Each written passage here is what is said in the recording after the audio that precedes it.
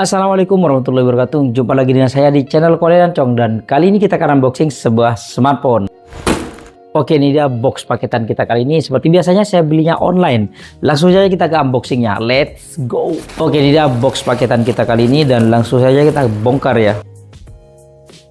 Oke, ini dia yang kita beli, yaitu Infinix Note 40 4G, bukan yang 5G ataupun yang Pro 5G ataupun yang Pro Plus ya. Kalau dari depannya sekilas mirip-mirip sih, bahkan sama kayaknya ya. Kemarin logonya apa ya di sini ya, lupa, kayaknya sama. Dan di sini variannya 16 GB internal, 256 GB, dapat wireless charge juga, max charge, mantap sih. 45 watt juga sama, kanan kirinya semua sama. Dan ini yang saya ambil ini warnanya vintage green. Sebenarnya pengen yang warna gold, mintanya gold, cuma karena nggak ada semua sih, atau memang nggak ada ya, tapi di keterangannya sih ada semua, silver, gold, green, dan juga black ya. Jadi saya ambilnya yang green. Dalamnya di sini ada dua box seperti biasanya. Ini yang max padnya, max charge-nya ya. Kita buka, beda ya. Ternyata kalau yang ini charger doang, bukan power bank ya. Beda ya, kalau yang Note 40 biasa dapat yang kayak gini, bukan yang kotak. Oke, kita cobain nanti. Dan di sini ada box smartphone-nya, kurang lebih sama dengan yang tadi ya. Dan di sini ada smartphone-nya Note 40 45 watt. Oke, ada partisinya. Ada bonus juga dari smartphone ya, 792 GB. Oke, pada singkat. Dan ini stiker apa ini ya? Tadi sama dengan ini ya. Saya kurang tahu namanya siapa. Di sini juga dapat stiker-stiker kalau kita mau tempelin. Dan di sini juga ada tempered glass. Ini wajib sih. Semuanya dapat. Dan di sini ada max charge-nya ya. Oke, buat nempel ini. Karena tanpa ini nggak bisa nempel. Kalau ini bisa nempel. Oke, gokil. Kencang banget ya, kuat banget. Dan di sini ada kabel charger yang sudah Type C, dan juga di sini ada kepala charger yang sudah mendukung 45 watt. Dan di sini ada SIM tray ejector. Mungkin ini aja yang kita dapetin kalau kita beli Infinix Note 40 4G. Oke, ini sudah lengkap banget ya. Dan sekarang kita ke smartphone-nya, sambil lalu kita beresin barang-barang ini dulu ya. Oke, kita ke smartphone-nya, masih terbungkus plastik.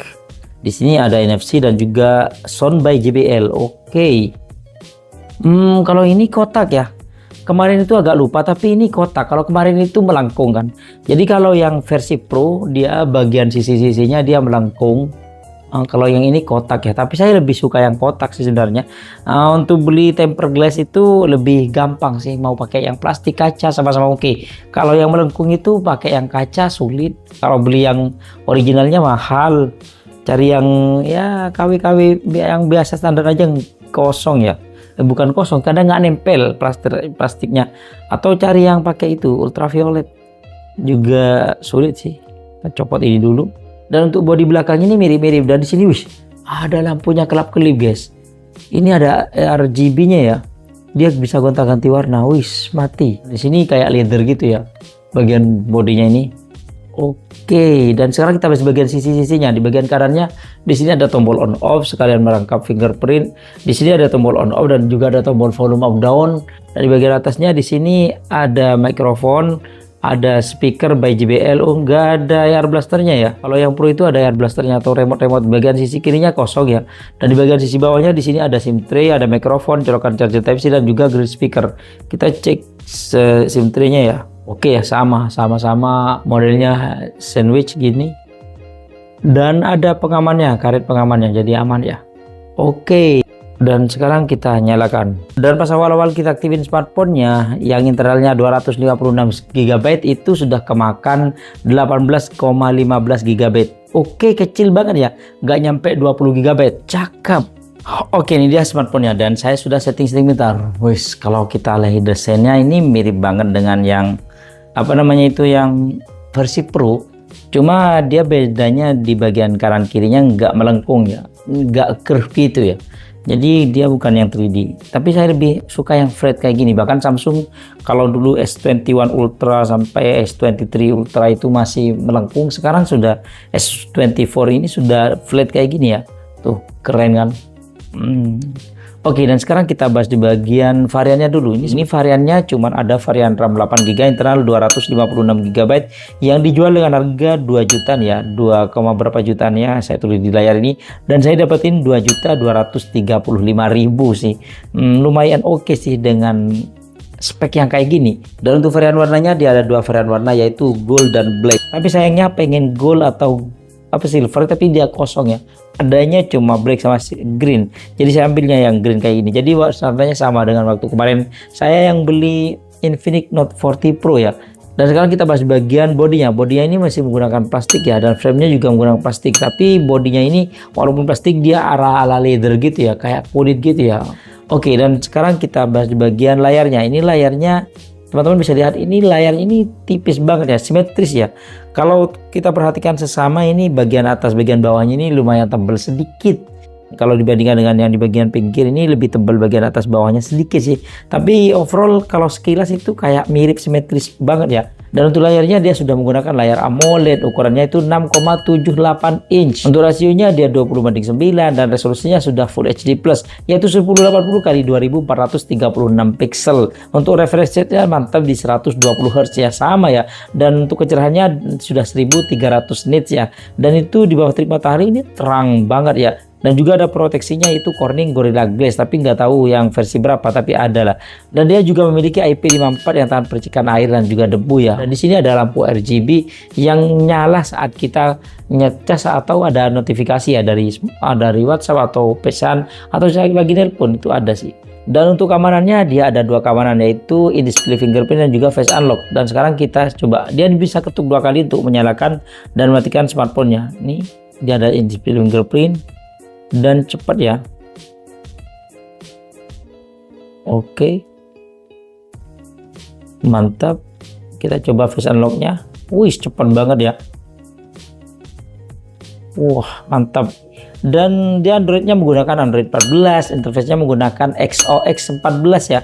Dan untuk prosesornya dia menggunakan prosesor dari MediaTek, yaitu Helio G99 Ultimate, mantap banget. Dan untuk RAM-nya dia menggunakan RAM 8GB internal 226GB dan UFS 2.2. Untuk RAM-nya dia bisa ditambah sampai 8GB ya. Dan kalau kita lihat di AnTuTu benchmark-nya, dia mencapai 400 ribuan, 439.000.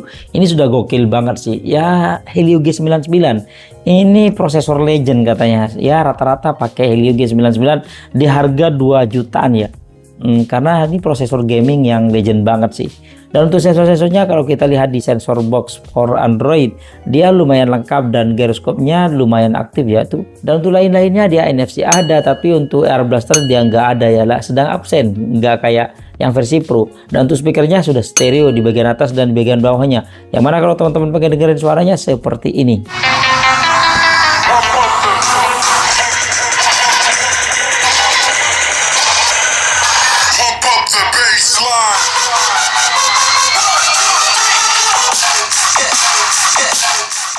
Dan sekarang kita bahas bagian baterainya. Dia baterainya berkapasitas 5000 mAh yang didukung dengan charger 45 watt. Dan dia juga bisa ngecas smartphone lainnya ya, pengisian nirkabel kayak dari Samsung atau semacamnya. Wah, keren banget sih. Dan ketika kita coba buat nonton YouTube selama 1 jam, dia baterainya berkurang 6%. Ini irit ya. Dan ketika kita coba ngecas dengan wireless chargingnya yang support 20 watt, 10 menit bertambah 9%, 20 menit bertambah 17%. Kurang ngebut sih. Dan ketika kita coba ngecas dengan charger bawaannya yang 45 watt, dia 10 menit bertambah 16%, 20 menit bertambah 31% ya. Jadi kalau 30 menit dia bisa bertambah sampai 50%, hampir 50% ya. Dan sekarang kita bahas di bagian kameranya. Di bagian belakang ini ada 3 kamera, walaupun yang berguna cuma 1 doang ya, yang gede banget ini. Dia kamera utamanya 108 megapiksel aperture f1.9 wide ya, dan 2 megapiksel aperture f2.4, nggak tahu sih versinya apa, dan juga kamera 3D katanya. Pokoknya ada 3 kamera, dan kamera depannya dia 32 megapiksel aperture f2.2 wide. Dan kalau kita lihat di setting-setting kameranya seperti ini, di sini ada mode AI cam. Kita klik bagian sini, ini setting-setting lainnya kayak HDR, timer, cap air, kisi, fokus AI, bantuan dan pengaturan lainnya. Dan di sini ada mode video yang perekaman videonya bisa sampai 2K 30 fps atau 1080p 60 fps ya. Oke, sudah cukup. Ada stabilisasinya juga, mau diaktifkan atau dimatikan ya. Dan di sini ada settingan lainnya, cap air di video, oke. Videonya juga bisa dia cap airnya. Dan di sini ada mode penyempurnaan video pamungkas aktif, oke. Ada penyempurnaan video ya, oke. Ada video bokehnya juga. Dan di sini ada mode film, di sini ada mode potret, super malam, dan di lainnya. Di lainnya di sini ada gerak lambat, selang waktu, video ganda, video singkat, Skyshot Pro, panorama, dokumen, dan AR Space. Kalau kita lihat dia gerak lambatnya dia 100 bisa sampai 240 fps ya. Oke, lumayan. Dan di sini kalau kita lihat di lainnya, di sini mode pro-nya yang bisa sampai 30 ya. Oke, ini lumayan bisa terang banget. Dan untuk rekaman video dan hasil fotonya kita akan tes di ruangan terbuka. Let's go. Ini dia perekaman kamera belakang dari Infinix Note 40 4G. Kalau kita lihat di layar sih ini terang banget ya, dan tangan saya itu putih banget ya. Untuk fokusnya cepat ya. Wis. Cepat. Dan kalau kita coba buat ngezoom dia sampai 10 kali dan lumayan stabil walaupun sudah burik ya. Kembali dan kita putar ke wajah. Ya teman-teman bisa lihat sendiri sih untuk kualitas kameranya ya. Kita coba buat lari stabil apa. Ini 1080p 30 fps ya. Gimana? Apakah stabil? Biasanya stabil loh. Dan yang ini dia 60 fps nya. Yang 60 fps dia nggak bisa aktifkan ultra stabilnya ya. Jadi dia goyang kayak gini ya, standar lah. Dan yang ini sudah 2K ya, 2K. Jadi lumayan oke. Tapi stabilisasinya lagi-lagi nggak ada. Dan ini dia perekaman kamera depan dari Infinix Note 40 4G. Udah kayak gini kalau diaktifkan stabilisasinya nge-crop gitu ya. Tapi sudah oke, apalagi kalau kita buat lari kayak gini atau jalan santai, lebih stabil daripada nggak diaktifkan mode stabilisasinya. Dan warnanya lumayan oke loh. Dan di Infinix ini dia juga ada mode dual video yang kita bisa gonta-ganti saat ngerekam kayak gini ya. Kita ganti kanan kiri kayak gini. Kalau mau yang kecil kayak gini harus dimatiin dulu baru kita bisa switch kayak gini, kecil yang depan, kecil yang belakang ya. Dan Infinix ini ada mode apa namanya ya, mode bokeh atau mode blur gitu, atau di iPhone itu kan mode sinematik, kalau di Samsung itu namanya video portrait blur kayak gini. Di kamera depannya juga ada mode blur kayak gini, cuma ya itu lagi-lagi nggak ada stabilisasinya. Sayang banget, kenapa kok nggak ditingkatin dari zaman dulu sampai sekarang sama. Oke, ini dia perekaman kamera belakang dari Infinix Note 40 4G. Ini saya ngerekamnya malam sih, hampir jam 12 malam. Ini teman-teman bisa lihat di sana itu gelap ya. Tapi masih kelihatan remang-remang. Kalau dibanding dengan kemarin itu Samsung yang harganya 2 juta berapa, 200.000 atau 300.000. Di sana tuh gak kelihatan sama sekali. Ini kalau teman-teman masih kurang terang, kita matikan stabilisasinya. Kalau stabilisasinya dimatikan kayak gini tuh jelas banget kan, ada pintu dan segala macam kelihatan semua. Wah, ya memang sih burik, banyak noise-nya juga. Meong. Yang penting kelihatan. Dan kalau kita coba ke wajah kayak gini ya, ini stabilisasinya aktif. Dan ini dia perekaman kamera depannya dengan stabilisasi. Agak gelap kan, kita matikan. Dan yang ini tanpa stabilisasi. Teman-teman pasti bisa ngerasain bedanya jauh ya. Dan ini dia kamera depannya tanpa stabilisasi. Terang kan, bagian belakang itu masih kelihatan loh, pintu di sana itu. Di sana ada tandon air itu masih kelihatan. Kita coba aktifkan stabilisasinya. Dan sudah terang, lebih terang daripada yang kita aktifkan stabilisasinya ya. Entah itu dari dulu sih Infinix tuh kayak gitu. Dan untuk hasil fotonya sih untuk kamera depannya oke ya, HDR-nya mantap banget. Saya gunakan auto dan mode potretnya juga rapi banget ya. Dan untuk kamera belakangnya juga sama, cakep. Mode potretnya juga rapi dong. Dan kalau kita buat ngezoom dia bisa sampai 10 kali doang ya, standar lah. Dan kalau kita gunakan malam-malam ini kamera belakangnya terang banget ya. Tapi kalau kita gunakan mode potretnya malah gelap ya. Kalau kita gunakan mode malamnya wah terang banget. Kamera belakangnya juga terang banget ya. Walaupun kita gunakan mode potretnya ini masih terang banget. Dan kalau kita gunakan di tempat yang gelap ini masih terang loh. Detailnya masih dapat kok. Apalagi kalau kita gunakan mode malamnya malah lebih terang lagi. Kalau kita gunakan mode pro-nya di sini saya nggak pakai tripod jadi agak goyang, ini terang banget ya.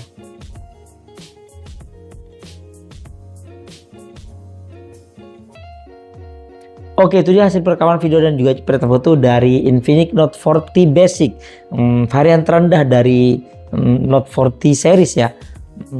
Bagaimana? Teman-teman suka nggak hasil perekaman videonya? Menurut saya sih ya kurang lebih sama lah. dengan yang Pro atau ya apalah. Apalagi ini semuanya mirip sih, cuma ada beberapa titik poin yang beda ya. Jadi kalau ditanya perbedaannya apa Bang?